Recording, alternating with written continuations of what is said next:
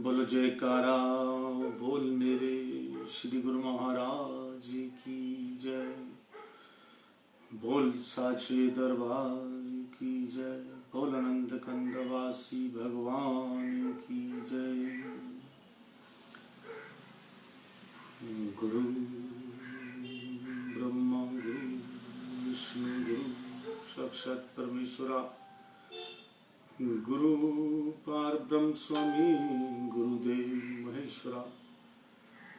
तुमेव माता च पिता तुमेव बंधु च सखा तुमेव विद्या च गर्वं तुमेव देव मम देव बंधु चरण सरोज गुरु मधुमंगलागार।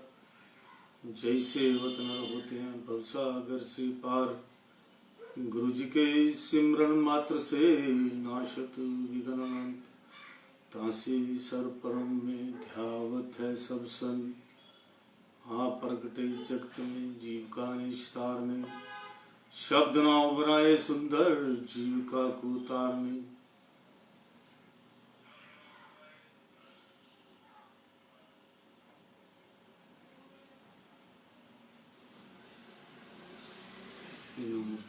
तिनका से भेंट सत्कर लीजिए।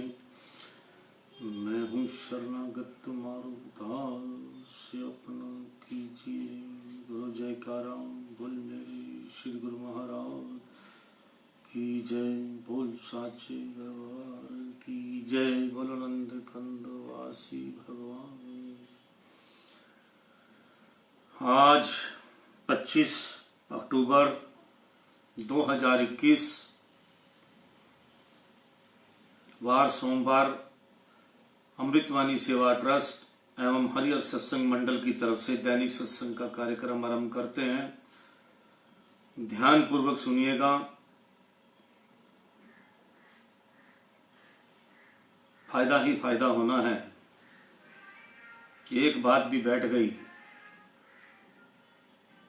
इस कंप्यूटर में, जो इस दिमाग रूपी कंप्यूटर में एक बात ही बैठ गई और एक बात समझ आ गई तो जिंदगी बदल जाएगी आपकी।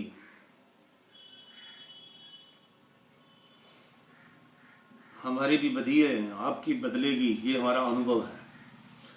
कौन ऐसा दुनिया में है जो सत्संग में रहा हो, सत्संगियों का जिसने जो है साथ अपना लिया हो, सत्संगियों के साथ रहा हो और उसका कर्म ना कटे हो बुरे, ये हो ही नहीं सकता। उसको खुद को अनुभव होगा। ये मेरा अनुभव है। अगर हम मालिक की शरण में नहीं होते आज बहुत कुछ हमारे पास ना होता। मैं पैसे की बात नहीं कर रहा। दुनिया भर की खुशियां जो है हमारे पास ना होती अगर मेरा मालिक के साथ मेरा प्यार ना होता। मैं अपने गुरु महाराज जी का प्यारा ना होता तो आज जो है इस संसार का रूप ही अलग होता। ये बात निश्चित और पक्की है। आज जो भी हैं हम अपना सत्संग की वजह से हैं, अपने महापुरुषों की वजह से हैं, अपने गुरुओं की वजह से हैं। इस वजह से जो है और बाकी अपने साथ जब मैं डिफरेंस लगाता हूँ सभी का, दुनिया कितनी बुरी तरह से घूम रही है बेकार के कामों में। 90% इंसान जो है वो विकारों के काम करता है। क्यों? क्योंकि उसका मन शांत नहीं रहता, बोर होने लगता है, आनंद नहीं रहता। क्यों? क्योंकि उन्हें अच्छे काम किए नहीं, उसको याद करके कृपा नहीं है मालिक की उस पर। अगर कृपा होती तो उस कृपा को याद कर करके वो जो है खुश रहता कि देखो मेरे साथ 3 लोग के मालिक का साथ है। तो वो बिल्कुल परेशान ना रहता। 99% लोगों की परेशानी का कारण यही है कि जिस काम को करना चाहिए उसको वो पेंडिंग रखते हैं, और जिस काम को करना चाहिए उसको पेंडिंग रखते हैं, और नहीं करना चाहिए उसको प्रायोरिटी पे करते हैं, नंबर 1 पे करते हैं। विकारों वाले काम को, अब मैं बड़ी डिटेल में जाऊं तो इंसान सचमुच जो है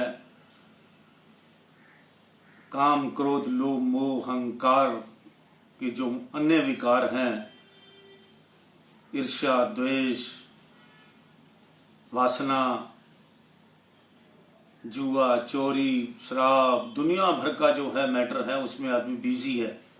अगर विस्तृत रूप में जाया जाए तो इंसान बिजी क्यों है? सिर्फ इसीलिए बिजी है। कल मैं अपने गुरु महाराज जी का सत्संग सुन रहा था, अचानक ही किसी ने फेसबुक पर डाला था। तो महापुरुष कहते हैं कि जो महापुरुषों के वचनों में चलता है उसको किसी चीज की कमी नहीं आ सकती। तो उन्होंने कहा कोशिश नहीं करनी महापुरुषों के वचन पे चलने के लिए, चलना है। एक तो होती है कोशिश, कि गुरु महाराज ने फरमाया कि कोशिश नहीं, चलना ही है, क्योंकि और कोई चारा ही नहीं है सुखी रहने का। जो वचन दिए गए हैं, जो हमारे नियम बनाए गए हैं, उन पर हमें चलना ही है, नहीं तो डूबना निश्चित है, नहीं तो 84 लाख जोनियों में जाना निश्चित है। इसलिए अपने आप को सुधार लो, सिस्टम को फॉलो करो। इस तरह करके जो है महापुरुष जो है कहते हैं। अभी अभी मैंने कई बातें मोबाइल में बड़ी अच्छी आती हैं जो महापुरुषों की ही बातें होती हैं, लेकिन लिखने का ढंग जो है वो थोड़ा सा, अगर कोई मक्खी सब्जी तोलते हुए तराजू पर बैठ जाए तो ज्यादा फर्क नहीं पड़ेगा,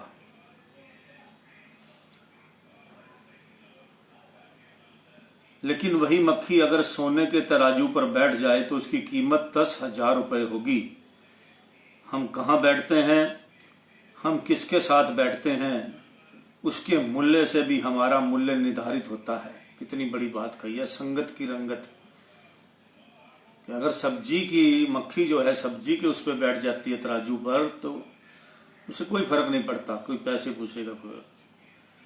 और अगर जो वही सोने के तराजू पर बैठ जाए, जब गोल्ड तुल रहा हो तो उस पर बैठ जाए, तो कीमत 10,000 रुपये तक का फर्क आ सकता है। क्योंकि वो मक्खी की ताकत भी होती है, उसका वेट ही नहीं होता, वो अपना पूरा बोझ डालती है। हम कहाँ बैठते हैं, मासा भी इधर से उधर हो गया तो हजारों में फर्क आ जाता है। हम कहाँ बैठते हैं, हम किसके साथ बैठते हैं, उसके मूल्य से भी हमारा मूल्य निर्धारित होता है। बहुत बड़ी बात कही है। अगर ऊपर वाले के साथ आपके संबंध मजबूत हैं तो धरती वाले आपका कुछ नहीं बिगाड़ सकते। परमात्मा की तस्वीर लगाओ मन के कक्ष में, फिर सारे फैसले होंगे आपके पक्ष में। कईयों को इस तरह के स्लोगन सुनने का से बड़ा अच्छा लगता है। एक लाइन सिस्टम को बदल देती है। अगर ऊपर वाले के साथ आपके संबंध मजबूत हैं, यही बात मैंने स्टार्टिंग में ही कही आपको, परमात्मा की तस्वीर लगाओ मन के कक्ष में, फिर सारे फैसले होंगे आपके पक्ष में। दो बातों में पक्के रहिए, ईमान के और जुबान के। ईमान अपना डुगना नहीं चाहिए, और जुबान के पक्के रहिए। जो जुबान कर दी तो पक्के रहिए, आपकी साख को बढ़ावा मिलता है, साख बनती है आपको। दो चीजों से बचकर रहिए, झगड़े से और मुकदमे से। दो चीजों को कभी मत भूलिए, भगवान का नाम और दूसरों का सम्मान। सम्मान करोगे तो सम्मान मिलेगा। अगर आपकी दिल की इच्छा है तो मुझे सम्मान मिले, तो आपको सम्मान करना ही पड़ेगा। जैसा बोओगे वैसा काटोगे। दो बातों का ध्यान रखिए, कहिए वह जो सच हो, करिए जो अच्छा हो।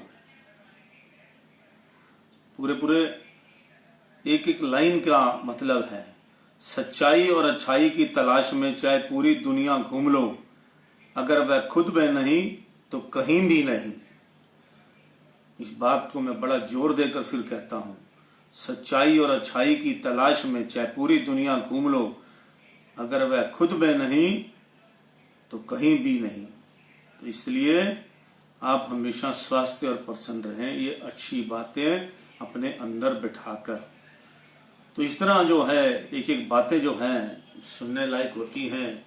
ये नहीं कि व्हाट्सएप पे, जिनका व्हाट्सएप के अंदर लोगों को देखकर लोग व्हाट्सएप भेजते हैं, जिनको पता है इनको सिर्फ धार्मिक ही अच्छे लगते हैं। हमारा काम तो सारा दिन अच्छे वचन जो आपको सुनाते हैं महापुरुषों के, उसको हम कितने ग्रुपों के अंदर सुबह सुबह भेजते हैं। हमारे 8 ग्रुप बने हुए हैं अमृतवाणी के। 8 ग्रुपों के अंदर हम कितने लोगों को सुबह उठ के जो है भेजते हैं कि इसका मोबाइल का फ़ायदा उठाया जाए और अपने अंदर नम्रता धारण की जाए। क्योंकि एक बात बार बार होती है कि घमंड की तरफ विशेष ध्यान रखो कि ये घमंड जो है हमारे अंदर ज़्यादा ना घुस जाए। अगर ये घुस गया तो बड़ा नुकसान करेगा। हर टाइम आप जो हैं उसके अंदर घमंड के नशे में रहोगे तो किसी से अच्छा बर्ताव भी नहीं होगा। नम्रता और दीनता से भेंट सतगुरु लीजिए, मैं हूं शरणागत तुम्हारो दास ही अपना कीजिए। भगवान को नम्रता और दीनता बहुत प्यारी है। ये सोचते ही स्ट्रेस खत्म हो जाता है हमारा। हमें क्या जरूरत पड़ी है किसी के साथ अहंकार में आकर अहंकार वाली बातें करने की। और रात को जो इंसान महफिलों में बैठते हैं उनके पास घमंड और अहंकार के अलावा कुछ भी नहीं होता। मैं सब महफिलों में बैठकर देख चुका हूँ। रात को जो है जी महफिलों में बैठने वालों के पास सिर्फ लोभ घमंड 2 चीजों का पसारा होता है। इसलिए ऐसी संगत में बिल्कुल मत बैठिए जहां आपको बड़ा झेलना पड़े, ऐसी वाइब्रेशन झेलनी पड़े, घमंड की वाइब्रेशन झेलनी पड़े, अहंकार की वाइब्रेशन झेलनी पड़े। क्योंकि आपके पास तो बचने के लिए साधन ही नहीं है। क्योंकि बचने का साधन तो सिर्फ सत्संग में दिया जाता है। घमंड और अहंकार से और लोभ से और सभी चीजों से बचने का जो अस्त्र शस्त्र है वो है सत्संग है, सत्य विचार है। उससे आप जो सीखोगे उसका सामना करोगे। कल मैं एक कहानी पढ़ रहा था, आज मैं आपको 2-3 कहानी सुनाऊंगा। कल एक कहानी पढ़ रहा था, उसके अंदर एक भाई ने दूसरे भाई से ना मिलने के लिए एक खाई बना दी अपने खेतों के अंदर। खेतों में ही घर फार्म हाउस टाइप बना रखे थे और दोनों भाई खेती भी करते थे। बीच में बहुत लैंड थी उनके पास। उन्होंने एक भाई ने अपना भाई से जो है नाराज होकर वो दे दिया, उसका वो बना दी, खाई बना दी। उसने कारीगर को बुलाया दूसरे भाई के दें कि भाई उसका जवाब देने के लिए कि भाई इसके अंदर इतनी बाड़ लगा दे बड़ी ऊंची कि ये इधर से इधर कभी सोचने की भी करे तो इधर ना आ पाए। अब वो सामान लेकर देकर जो है वो कारीगर को चला गया दूसरा भाई। अब कारीगर बड़ा समझदार था, भक्तिवान था, सत्संगी था। उसने क्या करा, जो दूसरे भाई ने आकर देखा कि आज तो बाढ़ बन गई होगी, लेकिन आकर क्या देखता है कि वहां बाढ़ की बजाय पुलिया बनी हुई है उस खाई के ऊपर। और दूसरा भाई जो है इसके स्वागत के लिए तैयार खड़ा है कि भाई देखो मेरे भाई ने, मैंने तो खोदा उसका खड्डा कि वो इधर ना आए, और दूसरे भाई ने पुलिया बना दी ऊपर से कि इधर से पुलिया के द्वारा आ जाए। तो कितना प्यार जताया तो उसके मन के अंदर जो है वो कड़वाहट खत्म हो गई। उसने दोनों ने जो है उस कारीगर को गले लगा दिया। देखो भाई सत्संगी आदमी के साथ बैठोगे तो इसी तरह होगा, और कुसंग में बैठोगे तो आपकी लड़ाई झगड़े बढ़ाएगा। वो थोड़ी सी बात सुनेगा, आजकल लोग किसी के आगे बातें क्यों नहीं करते? सबको यही होता है कोई दूसरा आदमी मिसयूज करेगा बातों को सुन के। तो इसलिए जो है आज अमृत वचन सुनाते हैं आपको। दूसरी एक कथा और भी है जो आपको मैं आज सुनाना चाह रहा था। एक बच्चे की सच्चाई की, ईमानदारी की, बड़ा उसके अंदर जो है, छोटी सी कहानी है लेकिन उसके अंदर उसका जो फायदा बड़ा ज्यादा होता है इस छोटी सी कहानी का। दो लड़के होते हैं, खेतों में अपने काम करते हैं और जो है अपनी खेती की अपनी फसल जो है ट्रैक्टर में बैठ के गांव में बेच के आ रहे होते हैं मंडी में, और पैसों की पोटली उनके पास होती है। तो क्या होता है कि अचानक रास्ते में बारिश होती है और खड्डे के अंदर जो उनकी मोटरसाइकिल वो जो है ट्रैक्टर जो है उछलता है तो एक के हाथ में, जिसके हाथ में पैसों की गड्डी होती है, वो गिर जाती है। उनको पता नहीं लगता, वो अपना जो है चलते रहते हैं, अपना घर पहुंच जाते हैं। इधर से अचानक एक नंदू नाम का लड़का जो है वैसे ही घूम रहा होता है। वो देखता है सामने कोई एक रेड कलर की जो है पोटली सी पड़ी है और गंदगी में पड़ी है। उसको कुछ ऐसा महसूस होता है, कुछ है इसमें। वो उठाता है तो उसके अंदर खोल के देखता है तो पैसे होते हैं। अब वो सोचता है कि मैं ऐसे ही किसी को शोर मचाऊंगा, किसकी है तो कोई भी ले जाएगा इसको, कहेगा मेरी है।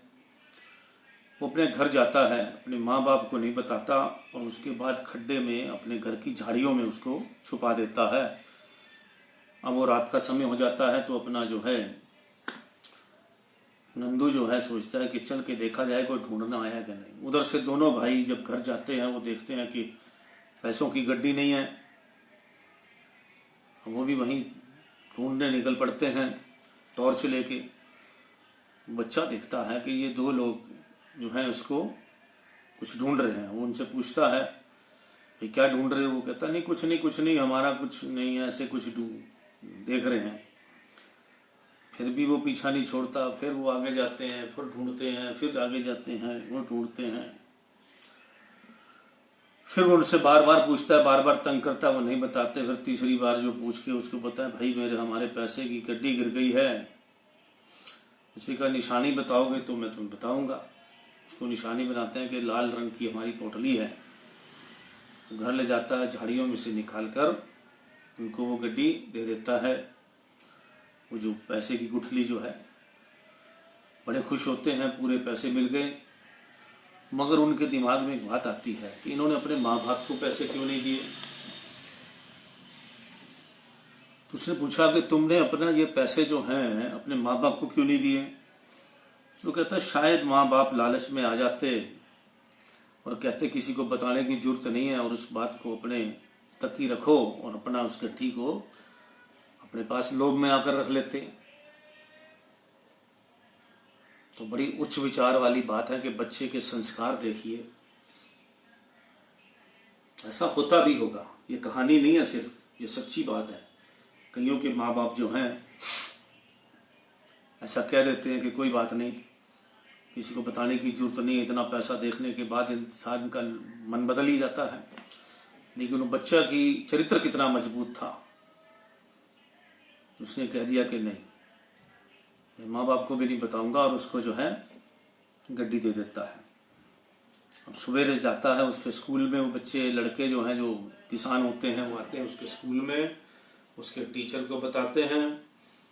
टीचर जो है बहुत खुश होता है, उसको इनाम दिया जाता है। इस तरह से उसका मान सम्मान बढ़ता है। तो सच्चाई और ईमानदारी के अंदर कितनी ताकत है। जो ये जो है खुशी मिलती है किसी की मदद करने से, किसी का भला करने से। उनकी नहीं तो अगर वो अपना बुरा सोचता, उनकी मेहनत की कमाई सारी अपने पास रख लेता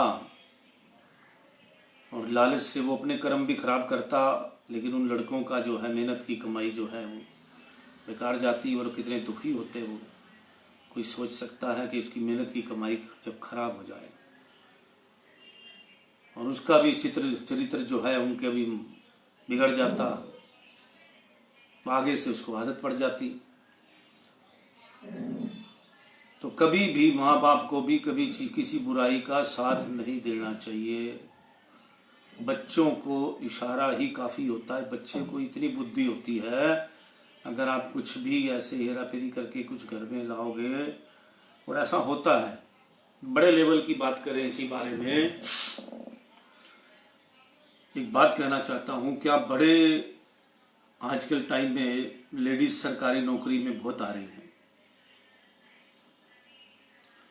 और खूब रिश्वत ले रही हैं। लेडीज जो हैं खूब रिश्वत लेती हैं, कोई मना नहीं करती, क्योंकि हम तो डिपार्टमेंट में घूमते हैं, जाते हैं, सभी हमें पता है। पूरे जितने आदमी पैसे लेता है उतना ही लेडीज पैसे का हिस्सेदार बनती है। सरकारी नौकरी में रिश्वत की नौकरी लिए पैसे लिए जाते हैं। आप बताइए, क्या उसके बच्चे जो वो खर्चती होगी, घर में घर वाले को देती होगी, तो ईमानदार घर वाला भी बेईमान हो जाता होगा। एक डिटेल में बात चाहिए, सोचिए आप कि वो ला रही है। बच्चे भी देखते होंगे, बच्चों बड़े तेज होते हैं, उनकी छठी इंद्री बहुत तेज होती है। वो सूंघ लेते हैं कि हमारी मदर जो है वो 1 दिन नहीं, 2 दिन नहीं, महीने में, 2 महीने में, 4 महीने में बच्चे अपने घर का माहौल समझ जाते हैं। फिर उस रिश्वत के अंदर सारे अधिकारी बन जाते हैं और सभी जो है अपनी रिश्वतखोर माँ के ऊपर डिपेंड हो जाते हैं। नई नई कहानियां होती हैं। अभी एक मैंने परिवार के अंदर गया, एक आदमी को देखा, उसकी बीवी अच्छे पैसे कमाती है मगर उसका आदमी पैसे नहीं कमाता। बहुत बड़ी बात है, सारी बात नहीं बताई जा सकती। तो इसलिए जो है वो उसको कितने काम बताओ, करने को तैयार नहीं, क्योंकि उसको काम करने का शौक नहीं, क्योंकि पत्नी कमा रही है और पत्नी सब तरह से पैसे ला रही है। बहुत बुरा लगता है। हमारे देश की स्त्रियां कितनी चरित्रवान, कितना सिस्टम माना जाता है, और जब लेडीज जो हैं जिस तरह से रिश्वत कमाएंगी, उल्टा लेडीज को तो ऐसी जगह पर रहना चाहिए डिपार्टमेंट के अंदर कि जहाँ रिश्वत ना हो, काम हो ईमानदारी का और सच्चाई का, कि वो अपने बच्चों पर भी ऐसा प्रभाव डाल सके। हम 2 नंबर की कमाई को जो है वो लेडीज अपने घर लाती है, जिससे उसका घर वाला भी चरित्रहीन हो जाता है, उसको भी अपने उस कमाई का अंदर इंटरेस्ट शुरू हो जाता है। तो ये वो काम क्रोध लोभ मोह अहंकार की एग्जाम्पल नहीं तो और क्या है। उसके बच्चे भी उसके अंदर इन्वॉल्व हो जाते हैं और एक टाइम आता है कि बच्चे जो हैं, मैं इतने अफसरों के बच्चों को जानता हूँ, बहुत सारे अफसरों के बच्चों को जानता हूँ, क्योंकि हमारा काम ऐसा है, जो अपने बच्चों को, जिनके बच्चे ज़्यादा पैसा घर आने से माँ बाप दोनों रिश्वत खूब कमा रहे हैं या बाप रिश्वत खूब कमा रहा है, और ऐसे बच्चे हैं देखे हैं मैंने जो बच्चे बर्बाद हो गए हैं और जिन्होंने कितनों को बर्बाद कर दिया है। ये बड़े घर के बच्चे हो जाते हैं, पैसा खूब होता है, माँ बाप रिश्वत के चक्कर में लगे होते हैं। रिश्वत ऐसी नहीं आती, बड़े सारे रिस्क लेने के लिए बात आती है। वो रिश्वत के पैसे से जो है वो बच्चे जो है अपना ड्रग्स खरीदते हैं। आप देख रहे हैं इतने बड़े स्टार का बच्चा जो है वो ड्रग के चक्कर में कैसे है और कितनी भयानक यातना झेल रहा है, जो अपने घर के अंदर अपने कीमती बिस्तरों पर सोने वाला बच्चा और खाने वाला, एक से एक चीज खाने वाला, नौकरों के सिर पे दुनिया भर का सिस्टम, उसको 1 करोड़ रुपया इनकम, उसको खर्चा मिलता था, पॉकेट मनी मिलती थी इतने बड़े बाप के बेटे को। और क्या करता, वो ड्रग में घुसेगा, उसके साथ चारों उसको संगत, ऐसी संगत फंसाएगी। अब क्या होगा, उसके कोई दोस्त यार तो उसके साथ एक आधा कोई बेचारा फंस गया होगा, उसके खाने वाले तो कितने लोग होंगे। उसको 1 करोड़ रुपया जो आदमी 1 महीना में खर्च दे, उसकी पॉकेट मनी 1 करोड़ रुपया हो तो कितनी दुनिया को वो खराब कर रहा होगा। तो क्या भगवान सजा नहीं देगा उसको? उसके पास अब कितना पैसा है। कहते हैं पैसे से सब कुछ हो जाता है। क्यों नहीं हुई जमानत उसकी? क्यों नहीं खाना वो घर का खा सका? क्यों नहीं ऐसे लोगों में उनकी?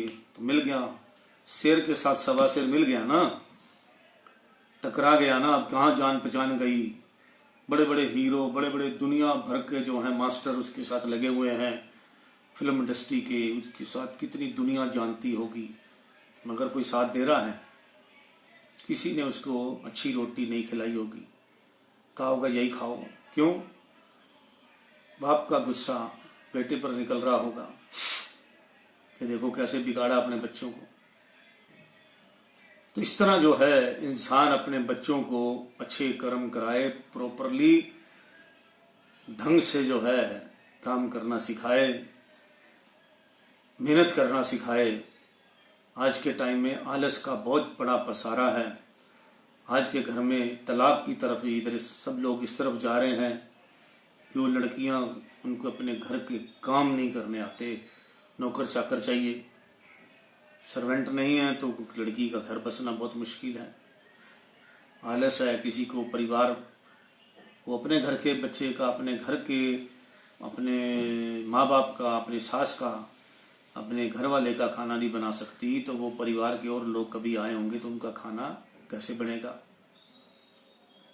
आज के 99% ऐसे घरों में ये चलन हो चुका है कि परिवार के रिश्तेदार आएंगे तो उनको बाजार से मिलाकर जो है मंगाकर खाना खिलाया जाता है रिश्तेदारों को, क्योंकि किसी के घर में भी बनाकर खिलाने का रिवाज खत्म हो गया है। इतने लोगों के खाना कौन बनाए? एक लड़की वो कहेगी मैं तो किचन में क्यों बैठूं, मैं किचन में क्यों जाऊं, या तो नौकर चाकर बना के लाएं। तो ये सारी बातें जो हैं ये हमारे संस्कार उठते जा रहे हैं। जिस भाषा में आप समझो तो जो हो रहा है वो अच्छा नहीं हो रहा। अपने बच्चों को हम संस्कार नहीं दे रहे, वो चलना फिरना नहीं सीखते, बैठे रहते हैं, शरीर बढ़ता रहता है, खाने पीने की तरफ ध्यान ज़्यादा होता है, और कोई अपने बच्चों को भगवान की तरफ बिल्कुल नहीं ले जा रहा। क्योंकि भगवान के नाम से माँ बाप खुद डरते हैं। किसी को कहें कि कथा सुन लो, प्रवचन सुन लो, कोई भी सुनने को तैयार नहीं है। किसी को आज क्या देख रहे हैं हम पिक्चरों में, मोबाइल में क्या देख रहे हैं आप, सब कुछ देख ही रहे हैं आप कि दुनिया में क्या हो रहा है। गाने, डांस, कोई भी किसी चीज़ से दुखी नहीं होना चाहता। कोई मर जाए तब भी घर में आते चौथा करने के बाद खत्म, गम खत्म, और भूल गए कि कौन आया कौन मरा कौन जिया, अपना अगला दिन शुरू। तो बहुत सारी बातें हैं, ये जमाने की बीती हुई बातें हो जाएंगी जो हम कह रहे हैं। आने वाले लोग कितना समझेंगे, कितना गाएंगे, ये तो भैंस के आगे बीन बजाने वाली बात हो जाएगी। इसलिए महापुरुष भी अब यही समझा रहे हैं, नाम जपो, शॉर्टकट कह दिया है उन्होंने कि अपने आप को सिस्टम के अंदर रखो, नाम जपो। कलयुग का समय है और कलयुग के अंदर ये 5 तत्वों का पसारा, काम, क्रोध, लोभ, मोह, अहंकार का पसारा देखा आपने। कल इसने गुस्से में आकर एक आदमी ने किस तरह से अपने पत्नी को मार दिया। कितने 8 दिन शादी को हुए थे। अखबारें आप पढ़ रहे हैं तो उसमें क्या लिख रहे हैं, देख रहे हैं, क्रोधित होकर। हाँ, क्रोध कितना भयानक होता है आज के टाइम में। क्रोध के अंदर इंसान, थोड़ी सी गाड़ी लग जाए मारने को तैयार, कुछ भी हो जाए, किसी को आप डांटने भी देर है, उसका क्रोध 7वें आसमान पर चला जाता है और कुछ भी उठाकर मारने को तैयार हो जाता है। आज के टाइम के अंदर इतना ज्यादा धैर्य खत्म हो चुका है। जो हमारा धैर्य, परोपकार, ये सब चीजें होनी चाहिए, धीरे धीरे इसका खात्मा होता जाता है। और लोभ, काम, क्रोध, वासना कितना ज्यादा पसारा हो गया है। आप देख ही रहे हैं कि चारों तरफ जो है कितना घनघोर कलयुग आ चुका है। तो ये है जो है, हम वचन शुरू करते हैं। उसका नाम सेवक नहीं जो अपने ख्यालों से बड़ा काम करे, जिसको जिस प्रकार की सेवा श्री सतगुरुदेव प्रदान करे वह उस पर कुर्बान जाए, उसका नाम सेवक है। जिस पर सद्गुरु की कृपा होती है उसे समय समय पर कभी प्रेम से और कभी ताड़ना के रूप में ये समझाते हैं कि ये माया भ्रम है, इससे सतर्क रहना है। आप सतगुरु का द्वार छोड़कर अन्य किसी के द्वार पर भटक कर व्यर्थ परेशान मत होइए। पूर्ण विश्वास रखिए, जो आपके कार्य स्वयं ही सिद्ध हो जाएंगे। मालिक पर पूरा भरोसा रखिए, अपने सतगुरु पर पूरा भरोसा रखिए। था पूजे था मन्ने, ओनु कौन निभावे ओंदे कौन लगावे बन्ने। तो इस तरह करके एक ये जो है पुरानी कहावत बनी हुई है। कोई जो कहीं पूछता है, कभी इससे पूछता है, कभी इससे पूछता है, शायद मेरी मुराद यहाँ पूरी होगी, शायद मेरी यहाँ पूरी होगी, लेकिन जो है कहीं पूरी नहीं होनी। एक अपने सतगुरु का द्वार छोड़कर कहीं मत जाओ, वहीं सारा कुछ मिलेगा। हे दयालु भगवान, आपने मुझ पर अनेक उपकार किए हैं। यदि आप ना मिलते तो मेरी बुरी दशा होती। मेरे कर्मों को देखकर मुझे छोड़ ना देना, अपना बिरद संभालना और मुझे भक्ति दान देना। श्री सतगुरु परमहंस दीनदयाल प्रभु, आपकी महिमा बेअंत है, वेदों में भी बेअंत गाई है। आप सदैव भक्तों के अंग संग हैं। जिस सेवक ने श्री सतगुरु को मन दे दिया तो उसकी शेष चिंताएं कौन सी रह गई, वह निश्चित हो जाता है और उसका उपरांत उत्तरदायी मालिक पर जा पड़ता है। हे सेवक, अगर तू मान करता है तो सतगुरु काम कर, उसे अंग संग जान और उसकी मौज के अनुसार चल, तो भव सागर से पार हो जाएगा। श्री सतगुरु अथाह समुद्र हैं, आप उस जल की मछली बन जाएं तो वह सदैव आपको जल रूपी गोद में रखेंगे और आप निर्भय हो जाएंगे। जो चालाक और चतुर हैं वह भक्ति पथ में उलझ जाते हैं, इसलिए तुम अनजान बनकर भक्ति भाव से कदम बढ़ाते चलो। श्रद्धावान के ऊपर सदैव दया की दृष्टि होती है, इसलिए वे सदैव मौज में प्रसन्न रहते हैं। जो भ्रम करते हैं वे सद्गुरु की महिमा को नहीं जानते। मनमुख तो हर समय भयभीत रहते हैं और गुरुमुख के रक्षक सद्गुरु हैं। भगवान की लीला देखना चाहते हो तो श्रद्धा बढ़ाओ और चतुराई को कम करो। सतगुरु युग युग में भक्तों के बिगड़े कार्य संवारते आए हैं, आप भी उन पर विश्वास करिए, वे हर कार्य में आपकी सहायता करेंगे। मालिक की महिमा गाओ, खुशियां मनाओ, उसका दामन ना छोड़ो और अपना सारा उत्तरदायित्व उन्हें ही सौंप दो। यह जगत एक धर्मशाला है, अगर इसमें मोह नहीं करोगे तो सुखी रहोगे। उठते बैठते प्रसन्न चित्त रहो और मुख से प्रभु के गीत गाते रहो। प्रेम धन संचित करने से प्रभु प्रसन्न होते हैं। तो आज के अमृत वचन हम यही समाप्त करते हैं। गुरुमुख और मनमुख दोनों ही संसार में रहते हैं। ये हमारे गुरुदेव द्वितीय पातशाही महाराज जी के प्रवचन हैं, अमर वचन हैं। ध्यान पूर्वक सुनिएगा, वो लाभ होगा आप सोच नहीं सकते। महापुरुषों के वचनों से जितना लाभ होता है आप कल्पना भी नहीं कर सकते। गुरुमुख और मनमुख दोनों ही संसार में रहते हैं, किंतु दोनों की विचारधारा भिन्न भिन्न होती है। मनमुख ने तो अपने मन को माना हुआ होता है और दिन रात मन की आज्ञा का पालन करता है। माया में लिप्त जीवों का मन ही गुरु है। जो मन का कहना मानते हैं वे मनमुख हैं। 84 लाख योनियों भी मन का कहना मानने से मिलती हैं। वे लोग मन का कहना मानकर नरकों का सामान एकत्र कर रहे हैं, परंतु जो गुरुमुख होते हैं वे सतगुरु की आज्ञा व श्री मौज अनुसार सब काम करते हैं। गुरुमुख पुरुष मन की बिल्कुल भी परवाह नहीं करते, क्योंकि मन का कहना मानने से हानि ही हानि है। और यह हानि साधारण नहीं, मनुष्य से सांप गधा घोड़ा बन जाना कितना बड़ा नुकसान है, इसे प्रत्येक जीव नहीं समझ सकता। संत महापुरुषों की दृष्टि में इसके बराबर अन्य कोई नुकसान नहीं। सर्वसाधारण जीव मन की गुलामी से नहीं निकल सकते, लेकिन गुरुमुखों को इस बात की समझ आ गई है। अतः वह स्वयं को मन एवं काम क्रोध मोह लोभ एवं अहंकार आदि की गुलामी से बचा लेते हैं। वे सद्गुरु की सेवा व आज्ञा पालन करके अपनी आत्मा का कल्याण कर लेते हैं। गुरुमुख सद्गुरु गुरुमुख सतगुरु को ही सब कुछ समझता है। वे अपने तन मन व धन को सतगुरु के अर्पण करके अपने जीवन को धन्य बना लेता है। इस प्रकार से गुरुमुखों के अनेकों प्रमाण इतिहास में मिलते हैं, जिन्होंने मन मति का त्याग कर सतगुरु की आज्ञा का पालन किया और पूरा जीवन सतगुरु की सेवा में व्यतीत किया। यह ठीक है कि इसमें से कुछ शारीरिक सुखों व मन की मति का बलिदान करना पड़ता है, लेकिन परिणाम इसका बहुत अच्छा होता है। मृत्यु के पश्चात रूह को 84 लाख योनियों में नहीं भटकना पड़ता और ना ही बाद में पश्चाताप ही करना पड़ता है। इसलिए महापुरुषों का उपदेश है कि गुरुमुखों की तरह जिंदगी गुजारने में लाभ ही लाभ है। मन मति को त्याग कर सतगुरु की आज्ञा मानकर अपने जीवन को धन्य बनाना है। तो इस तरह जो है अपने आप को मन के कहने पर न चलकर अपने सतगुरु के जो उपदेश हैं उन पर चलना है। तो महापुरुषों ने पूरी गारंटी दे रखी है कि आपको हमने मुक्ति की तरफ ले जाना है। मुक्ति क्या है?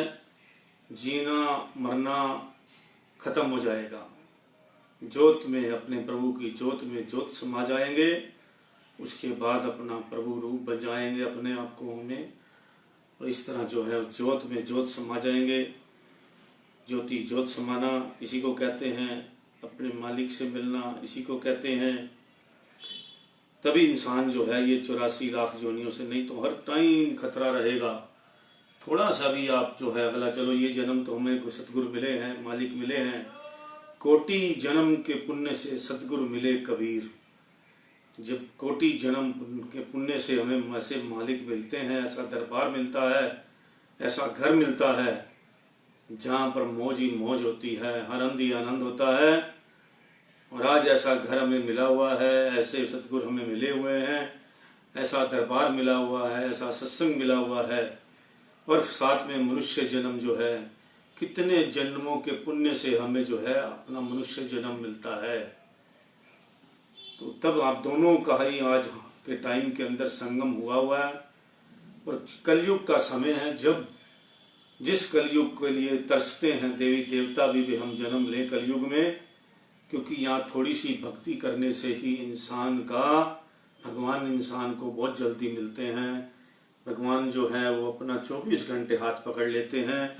कलयुग के अंदर जो है बड़ा आसानी है अपने परमात्मा से मिलने की। इस तरह से अपना प्रभु का सिमरन करें, नाम जपें, तभी आपको जो है आगे बढ़ पाओगे। अपने बच्चों को नेक कमाई खिलाएं, नेक सिस्टम से चलें,